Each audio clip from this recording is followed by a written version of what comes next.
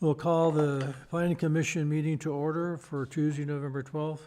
Please join me. It's 6:13. Please join me in the flag salute. Ready? Begin. I pledge allegiance to the flag of the United States of America and to the republic for which it stands, one nation, under God, indivisible, with liberty and justice for all.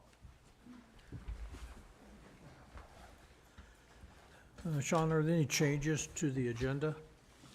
No, Chairman. Okay, we do have two commissioners that are excused tonight. That's Commissioner Helmar and Commissioner Papiatro. Roll call, please. Commissioner Yaden, Present. Commissioner Hill, Present. and Commissioner Stoppenbrink. Here.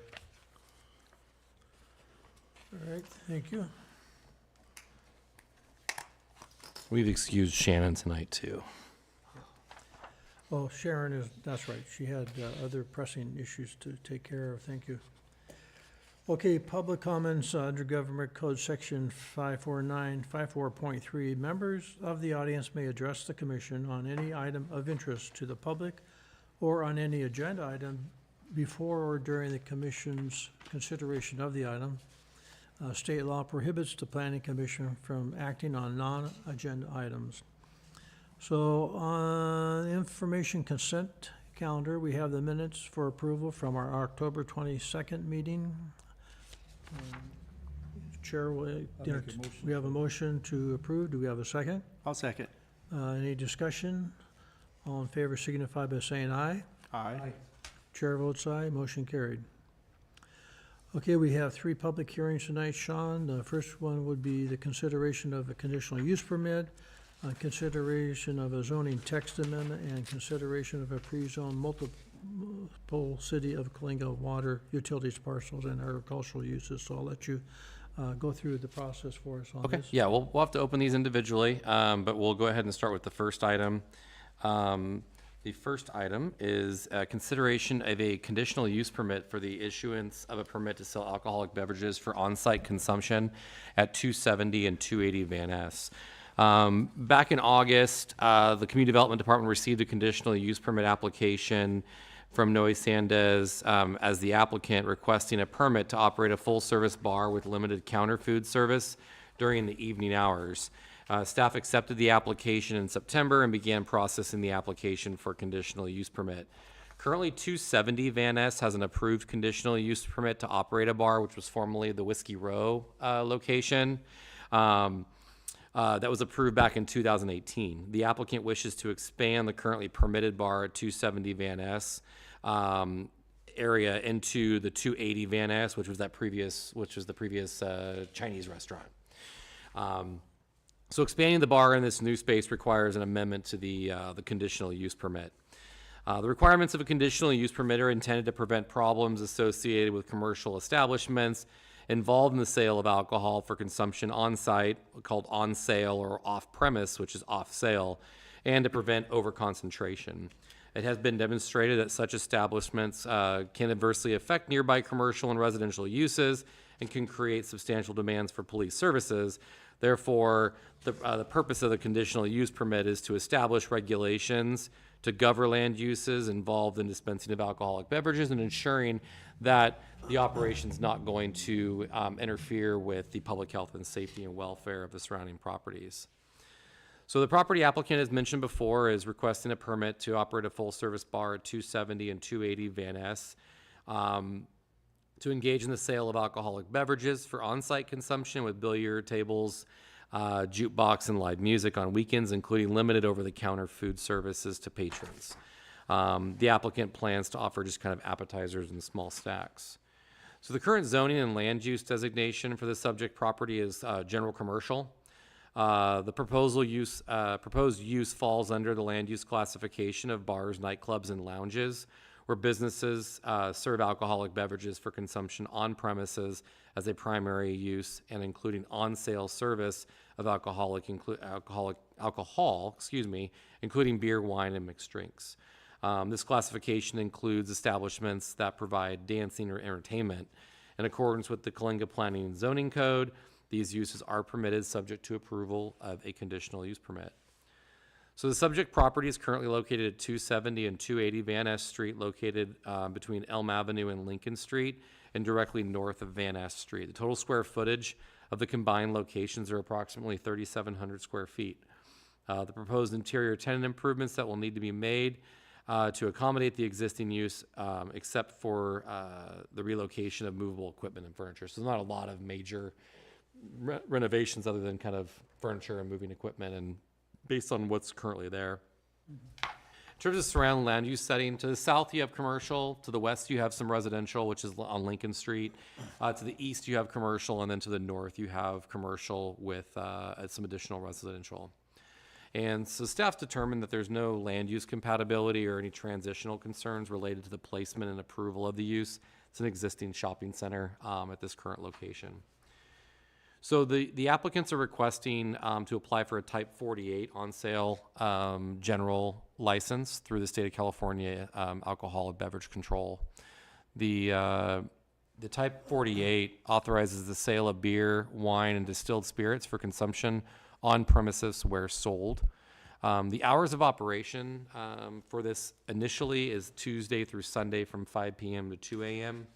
Hours of operations, based on the conditions of approval that we've included, can be amended upon approval of the police chief.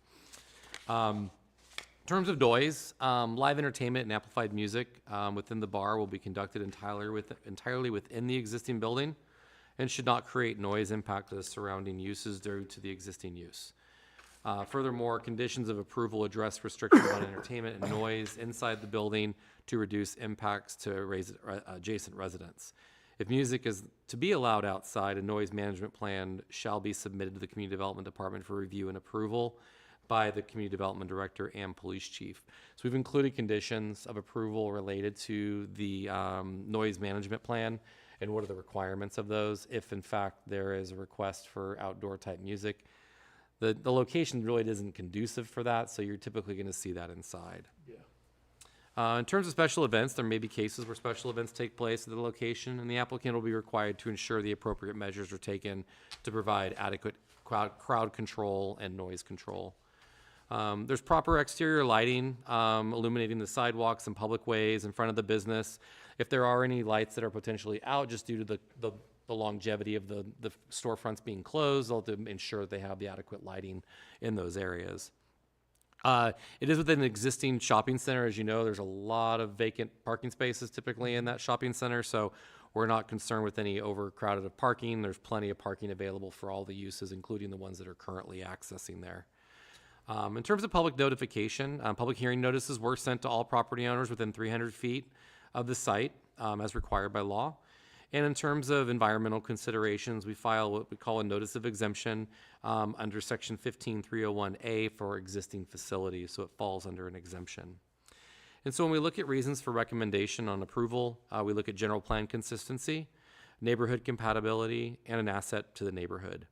So with that, that is the report. Again, Chairman, this is a public hearing, so we'll need to open that. I think the applicants are in the audience, so if you have any questions for the applicants, they'd be more than happy to answer those. Okay. And if you have any questions for me, I'd be more than happy to answer for you.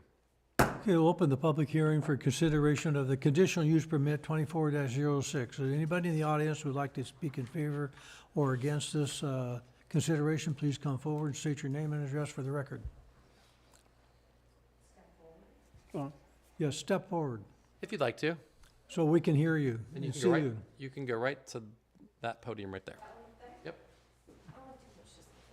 For record. My name is Alejandra Sandes, and I'm here representing the Taqueria Gonzalez Bar.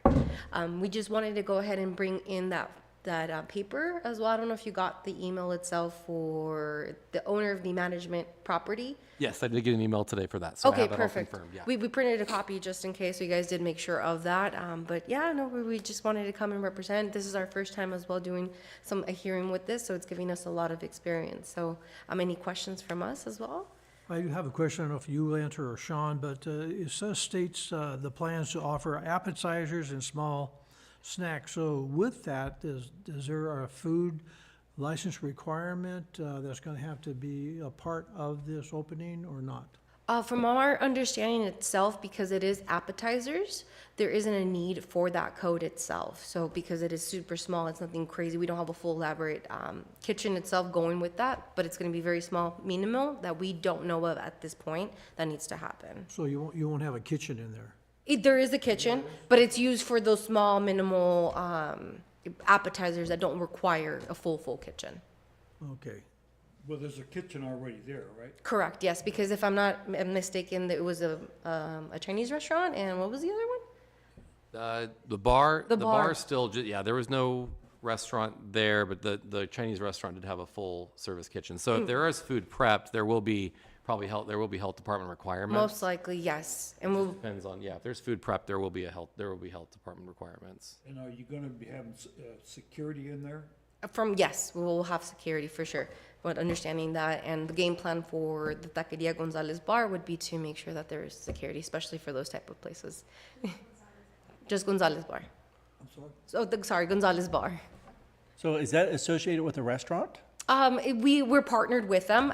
For my brain itself, I associate it together. But yeah, it's Gonzalez Bar and then Taqueria Gonzalez Tacos. So they're together? No, not they're separate? they're separate, They're complete separate. entities. Okay, Yes. that's why I was confused, because I've been in that place many times over the years.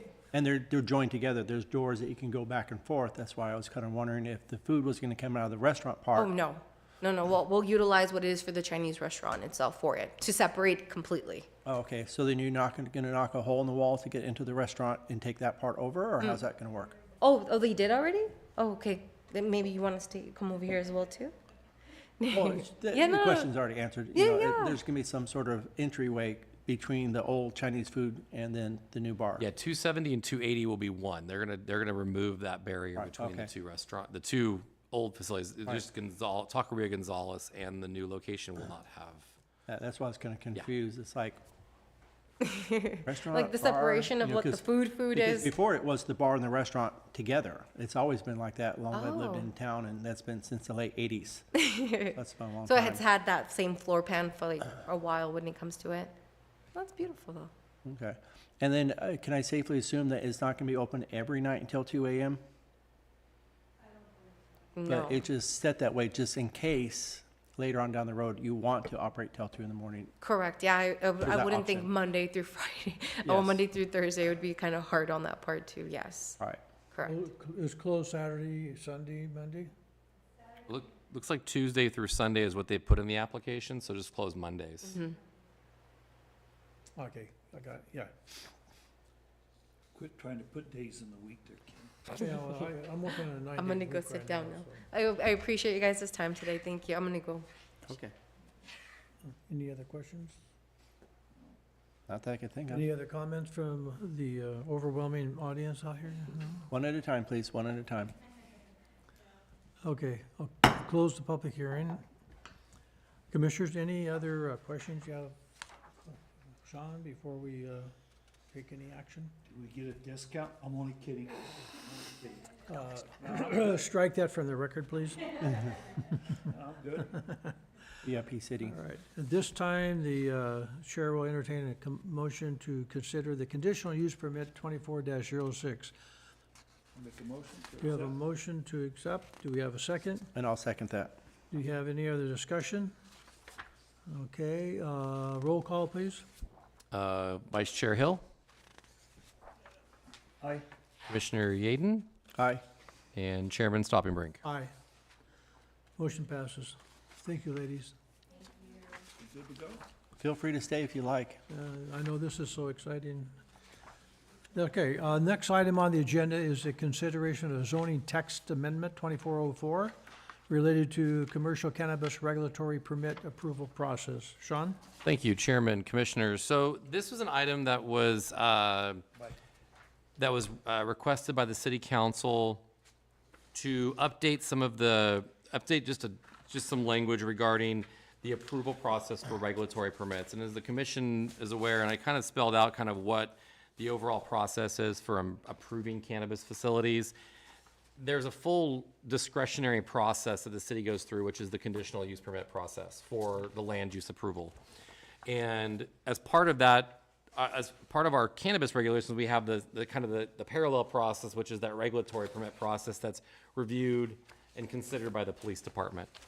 And so what we found is that during that process, the framework of, you know, site-specific regulatory permit and then a conditional use permit and then the employee permits, you know, those discretionary approvals have already occurred.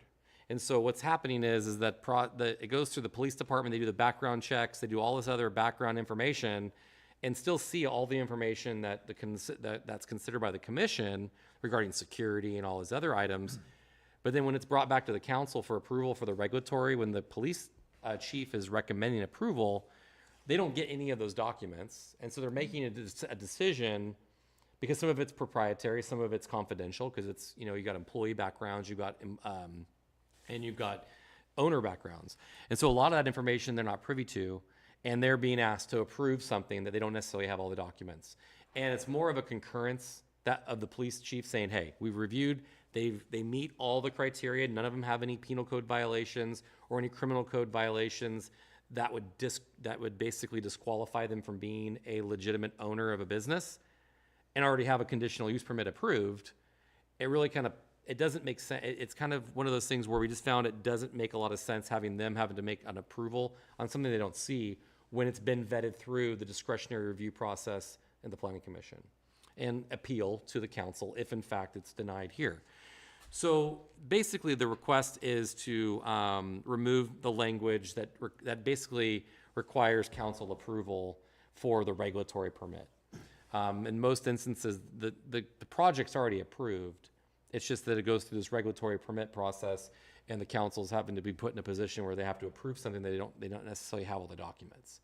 So that's the purpose of this item. So you can see in the draft ordinance exactly what's being stricken from the ordinance, and it's literally just the language regarding the council approval. So it basically, we're removing the fact, so the section that reads is for regulatory permits after the background checks and investigations are complete, the police chief shall approve or deny a regulatory permit rather than shall issue a recommendation to the city council. So, for clarification, the buck stops with the chief of police. Okay, and then having said that, is there an appeal process in the event that he or she says no? There's always an appeal process built into the municipal code that if there's an issue or someone wants to argue, because typically the discrediting type regulations that would come up in the regulatory permit process is if there was any issues with like not complying with the regulations. So basically the chief goes through and says, okay, if they've been convicted of X crime, or X crime, based on the backgrounds, if that comes up, then that could be disqualifying and they could say no. So then they'd have to argue or appeal if they feel like, no, that's not right, or I got expunged from that, or whatever the argument is, then they could potentially make an appeal. They can always appeal to the city council if there's a decision that the police chief makes. Typically, in all the projects we've seen, we typically don't see it at the back. It's not typically at the regulatory permit process, it's at the conditional use permit process when we try to develop a project that's capable of being approved. The scope is narrowed from the police chief's perspective. They do look at the security plans, they do look at those things, but a lot of those things are things that come up once they've been operating. You know, if all of a sudden we've lost communication with the cameras for a month, well, we have a problem, we need to deal with that. Mm-hmm. And then there's a revocation process for that. So a lot of what the code spells out for the regulatory permit is really, you know, looking at the owners, looking at those individuals, whether or not they're viable candidates and legal to operate in this space in Coalinga based on our discounting type of issues. So if it has to do with, you know, criminal conduct or anything like that comes through a background. Other than that, there's not a lot of discretion from the police chief's perspective to deny those regulatory permits. So he'd have to find something that is a red flag for him to deny it. Within the realm of the code too, yeah. Within the code, and if they didn't like it, they could then therefore appeal it under the jurisdictional Yes. steps that they have access to. And Okay. the conditional use permit, as you guys know, through that process is the discretionary process, right? That's where it's like, hey, this isn't gonna fit here, or this isn't gonna be going well. Based on the application, we don't feel comfortable. This doesn't look like it's gonna operate the way it's supposed to.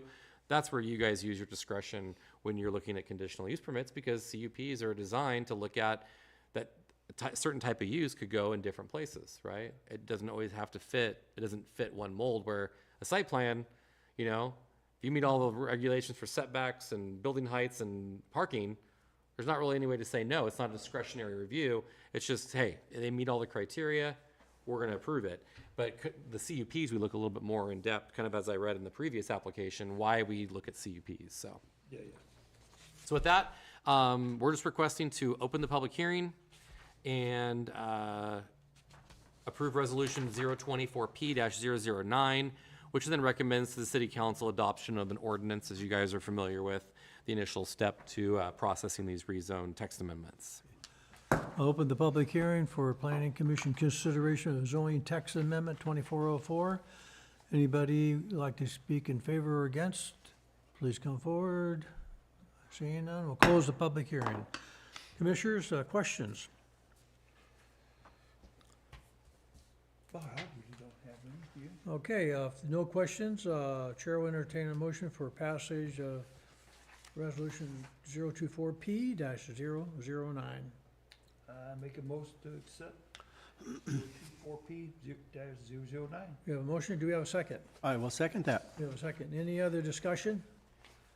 All right. Roll call, please. Vice Chair Hill, Aye. Commissioner Yaden, Aye. and Chairman Stoppenbrink. Aye. All right. Motion passes. Okay, next on the agenda is a zoning map amendment, pre-zone multiple City of Coalinga water utility parcels from agriculture uses and AE to public facilities. So Sean, you want to walk us through this, please? Yes, so I'll be brief with this one. This is kind of a housekeeping item that we've been kind of mulling over for quite some time, and I've been able to get someone on board to help out with this. So we have a lot of peripheral sites, the Calaveras water tank, the Derrick water tank, as well as the water treatment plant. And these are facilities that are, you know, owned by the city. We operate them, but they're not technically in the city limits. So what comes with that, and what we discovered is when we did the solar project for the water treatment plant, we don't own the property adjacent to the water treatment plant. So we have to go through the county for permitting. We have to go there. So there's extra permitting processes we have to go through. And so when we look at new facilities or wanting to do additional infrastructure improvements, you know, the typical process would be go to the county for permitting, because it's not technically in the city limits. It's owned and controlled by the city, but it's not in the city limits in the county.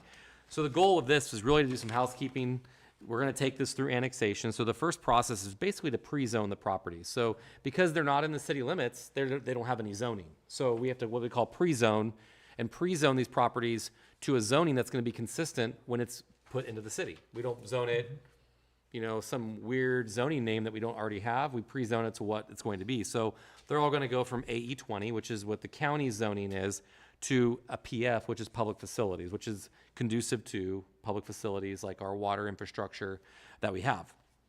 So basically tonight's action is to a zoning map amendment to pre-zone these APNs. You can see there's 4 properties, or total acreages, but there's 6 properties total that we will be pre-zoning. And then the next step would be to go to city council and file a annexation proposal. And then we would go to LAFCO, which is the Local Agency Formation Commission, which is an arm of the county that approves annexations, and then essentially annex these properties into the city limits. And then basically that will allow the city full control of these properties for maintenance, large maintenance or improvement projects. You know, the chief's wanting to put up a tower by the Derrick tank to help with his camera infrastructure project that he's doing throughout town, and he needs that extra tower up there to be able to repeat some of the signals and to create that network. And so we're hoping that we can get this accomplished, and then it'll make it a lot easier for us to put those tower up as well, so. Looks like you got about, what, 10, total, approximately 20 acres involved?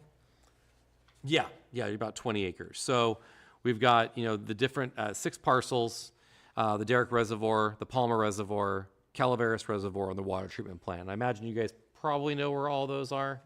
They're kind of spread out through town. So that's just kind of, and like I said, this is more of a housekeeping item just to kind of get these properties. So there wouldn't be, since the county owns it, there wouldn't be a transfer of deed to them to? City owns all the property. It's in county jurisdiction. It's Because like, it's not in the city limits. It's still owned by the city, but not? yes, I they're gotcha. all owned by the city, yes. Okay, But it's just I they're got in the county unincorporated area of, they're not in the city limits. I understand, thank you. So what we want to do is annex our city limits out to. No. All we're doing is doing island, what we call island annexations, kind of like what we, It's going to be the 20 just the acre parcels. parcel. Yep, it's multiple parcels. So there's a 1.9 acre parcel, there's a 3.72, 12.2. So it's basically the sites of where they're located. So there's parcels, and some of them are all weird shaped because of how they were dedicated years ago. But it'll just basically, wherever those facilities are, there'll be islands, kind of like the property, almost like State Hospital and Prison. They're an island annexation. Yeah. So they're just on their parcel, but there's nothing contiguous to them that's in the city limits. So the properties, like where Griffin lives and all that, them houses on the hills, they wouldn't be annexed in. No, nope. These are specific to these particular APNs, and the only reason why you can do this is because they are for public facilities. So we can't go and just say, oh yeah, we want to go and annex the Buffalo Ranch, right? Can't do that without annexing contiguously from our existing city limits to that location. Because they don't allow what they call island annexations. So in this case, you're able to because it's for public facilities. Yeah. Makes I sense. cleared that up, so I was kind of like, how are we doing that again? Yeah, this would be a much bigger deal if we're annexing all the way out to Calaveras or all the way out to the water plant. That's a lot of land. So, Does this then therefore go to the city council? Yes. Next step, correct? Yep. Okay. yes. Any other questions before we take action? Chair would look for a motion to approve ordinance number 871 for annexation of these 6 parcels, excuse me. I make a motion to accept. Do we have a motion? Do we have a second? I'll second that. Do we have any discussion? All right, if not, It cleared up with me, because that was my question. Okay, good. I'm clear. okay, roll call, please. All right. Vice Chair Hill, Aye. Commissioner Yaden, Aye. and Chairman Stoltenberg. Aye. Okay. Discussion and for potential action items, we don't have anything on that. Department reports, I have none. communication staff announcements. I have none. Chairman, any comments or Try observations? to be here next time on time. I'm glad you made it. Thank I'll you try both. better, no promises. I don't have any scheduled meetings for the remainder of the year as of right now. We do have, just to give you a heads up, we did hire a planning firm to help out with offsetting some of the time-consuming tasks on my end. So they'll be helping with processing applications. And so we do have some applications that we're working on. And so those are going to kickstart probably in the next week or so to get reviewed. Most likely, we'll probably see those, I imagine, probably in January for approval, sometime around there. Some of them have been in the works for quite some time. Just when you're working off the state highway, it tends to delay the projects quite significantly. Unfortunately, Caltrans can take a while to work through some of the issues. So we have a project on Fifth and Elm, and then we also have a project off of next to the Best Western that are both going to be coming in probably in January, February, depending on how quickly we can get everything put together. You know, I did notice that on that property where the new Starbucks is going, there was some activity out there, some, I think, green pipe going on. Is that anything related to Starbucks? No, so property? we're replacing the sewer line in the Grant Alley right there. Okay, And so we currently have a contractor on board there. It's currently under construction. Just working out some of the kinks that we found as you start covering really, really old clay pipe, Yeah. it just starts falling apart. Even in, yeah. So we're having to pull some audibles in terms of the project approach for that. So we're working through that, but we should start seeing some more movement on that, and that's going to be working in the alley. Starbucks, I think we should have received the plan check fees today, permit fees today or sometime this week. They're looking to start construction next week on the grading and everything. Construction next week, Oh, starting. for the Starbucks. When does the sign come down and the pumping unit? So I got to express the news to my staff today about moving the sign. So Robert's working with some of our staff to coordinate with the sign company so we can dismantle that, and then we're going to store it. We'll store the sign. Then we'll work with the council on kind of figuring out where they'd like to replace it in the future. So we'll continue to kind of look at a location that might be suitable for it. But yeah, we're going to be taking You're that not probably. gonna do the triangle right there? No, because the council didn't want to put it at the triangle. We did provide an alternative location at Polk and Forest, and that wasn't suitable, or at least as of right now, there's no consensus. So I think we're just going to continue to work through it, and then at that point, we'll be able to either reassemble the old one, or we just look at doing something different in the future. Well, it has to be set somewhere where people can read it while they're waiting for something. Yeah, it's You know, I mean, that's the problem that, I mean, I know where the triangle probably would be okay there, I guess, but nobody's gonna really look at it, they're just gonna fly right on Yeah, past it, you're they're right. not gonna read it, and it'll be a distraction. It's definitely, yeah, there's definitely ways to look at it, whether you're at a stoplight and not looking at the stoplight Right. or driving by, right? You're right. I mean, there's definitely It's a catch-22. where's a good location to put it, or maybe what's another good alternative, for being able to get those kind of, but where's a good place to put it, right? To get information. I mean, I don't know if you guys have seen, we have a new, a little kiosk out in the front. Yes.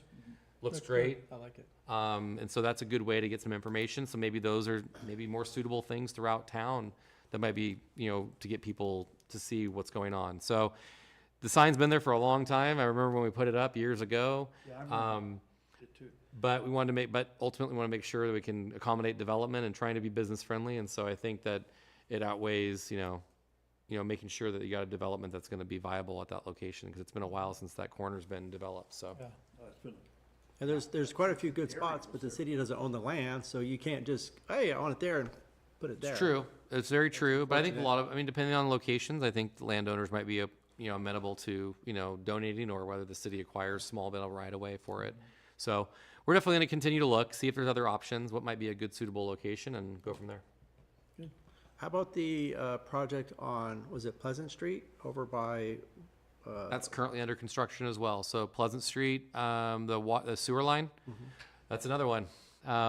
Very old sewer lines, very old laterals. We usually repair laterals up to the edge of pavement, so not necessarily any further into the properties. right? And so you're dealing with a lot of old pipe there too. So we're looking at, we have been kind of negotiating with the contractor recently on trying to negotiate all those laterals, because surprisingly they don't go 90 right off the line. They're at an angle. What? So the contractors are having difficulty finding them, so which means time, and time is always money. Yeah. So we're in the process of negotiating with the contractors to try to resolve those issues. We know when we start getting this old aging infrastructure, and then you got gas lines, and you got water lines, and you got all kinds of other infrastructure in the ground. And then you get an occasional oil pipeline that you might run across, you never know. So, but yeah, so we're working through that too. Yeah. Is there a ballpark figure about when that's supposed to be done? If they get moving on it, I would imagine probably a month or two at the most. And then, as you guys know, it's all new. They're paving the road all the way from Hackman all the way to Louisiana. 'Cause that's a hot subject right now, hot topic. Oh, really? Yes. Yeah. So that's why I was asking. Yeah, it's gonna be tore up for a while, but we made that promise that the water line tore up that whole road. So we're gonna come in. We might as well, while it's torn up, get the sewer line fixed, and then go in there and pave the whole new road for them. So hopefully we'll have all Save that some money done. that way. Yeah. So I know there's always some pain during construction. So we're doing our best to try to get this thing done, but ultimately they'll have a brand new road with new water and sewer infrastructure in that area. How's the, That's what I tell people, you know, you gotta tear it up to make it better, you know. and Yeah. A little inconvenience is gonna go a long ways. And I know they've been dealing with it for almost a year. The road's in bad shape, but it takes time to design a project. We started designing as soon as we realized how bad the road condition was becoming during construction of the water line.